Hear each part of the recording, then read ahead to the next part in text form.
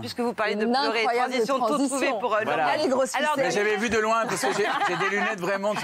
Je me suis fabriqué des lunettes aussi. C'est pour ça qu'elles sont bleues. De l'usage des réseaux sociaux qui n'est pas toujours très au point parce que la grande tendance est de partager sur les réseaux les pires moments de sa vie. Oui, les gens deviennent un peu all access comme vous. Habituellement sur TikTok, on chante, on danse, on parodie, on fait toutes sortes de choses. Et là, c'est l'inverse. La tendance est de se filmer en train de pleurer. La vidéo qui a mis le feu aux poudres, si je puis dire, elle a été postée le 26 septembre 2020 par Megan, une Anglaise de 22 ans. Et alors, elle, son copain la quitte. Elle pleure, elle est super triste. Et le lendemain, elle poste cette vidéo.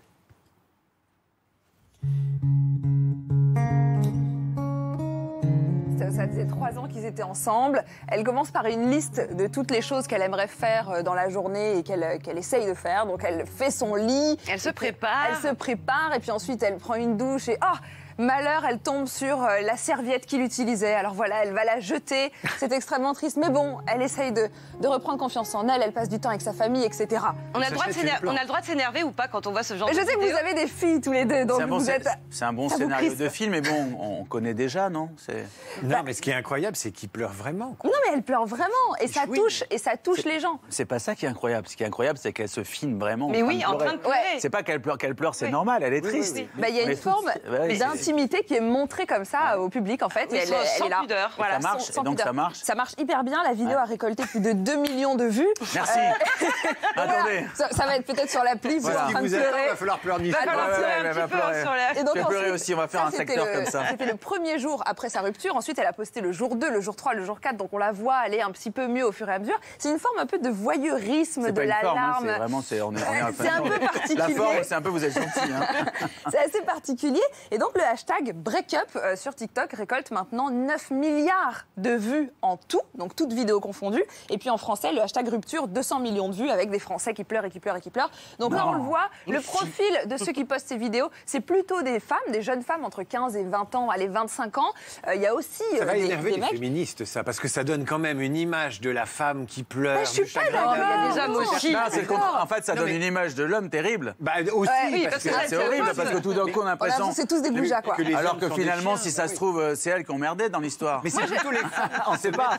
C'est plutôt les femmes qui pleurent devant. Il faut qu'on avance un petit peu quand même. Culturellement et socialement, les femmes ont, on va dire, on leur apprend un peu plus à montrer leurs émotions. Alors ça veut pas dire que c'est génétique, mais ça veut dire qu'on leur montre plus. Et donc elles se mettent plus en scène là-dedans et elles osent montrer les moments qui sont les plus durs de leur petite vie, de leur jeune vie.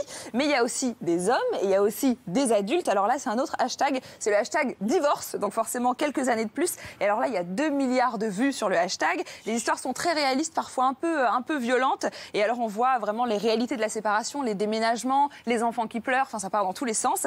Et donc il y a vraiment tous ces adultes qui partagent ces moments de leur vie. Donc pourquoi cet engouement soudain pour les cris, les larmes, le sang? Et alors déjà, parce que premièrement sur TikTok, il y a un sentiment d'anonymat. En général, quand on est jeune, la famille ne nous suit pas, à l'inverse d'Instagram et de Facebook, donc on est vraiment libre de dire ce qu'on veut. Devant 2 millions de personnes. Devant 2 millions de personnes. Ensuite, il y a cette impression justement d'avoir une communauté qui nous soutient, qui nous envoie des petits messages pour dire ça va aller, on est ensemble. Et puis ensuite, il y a aussi le contexte de l'année 2020 où on a besoin de contact. Finalement, quand on pleure, on avait besoin prendre un ami dans ses bras. Là, il n'y a plus personne. Bon, du coup, il reste TikTok et Instagram. Et puis, on montre aussi d'autres choses, pas que les ruptures amoureuses. En ce moment, aux États-Unis, il y a beaucoup de jeunes qui n'ont pas d'emploi puisque pandémie. Et donc là, c'est le hashtag unemployment, donc hashtag chômage. On voit pas mal de vidéos de filles qui postent un peu leurs journaux de bord sur leur confinement en mode chômage. Mon tour, alors je vais le prendre celui-là. C'est assez spécial. Et puis si on fouille un petit peu, on réalise que le phénomène n'est pas si nouveau. En 2012, il y avait une journaliste qui s'appelle Dora Muto qui avait créé un site qui s'appelle Webcam Tears. Et alors elle compilait des vidéos de gens qui pleuraient devant leur webcam pour différentes raisons, hommes et femmes confondus. Elle a un peu archivé ces larmes du web. Et puis en 2017, il y a aussi eu la campagne mode de Helmut Lang, donc une marque de luxe, qui a pris en photo des mannequins qui pleuraient alors qu'ils sont très très tristes, ils ont les yeux rougis. Donc pour montrer que finalement... C'est à cause du coiffeur là. Moi. En fait, c'est peut-être le coiffeur, mais c'est une manière de rejeter un peu l'injonction à la perfection des réseaux et puis aussi de montrer qu'on est plus vulnérable et donc plus réel, un peu comme ce que vous faites avec... Merci Lauriane. Alors moi j'allais dire quand même que ce qu'on a vu, c'est un peu l'anti All Access de Pascal Obispo.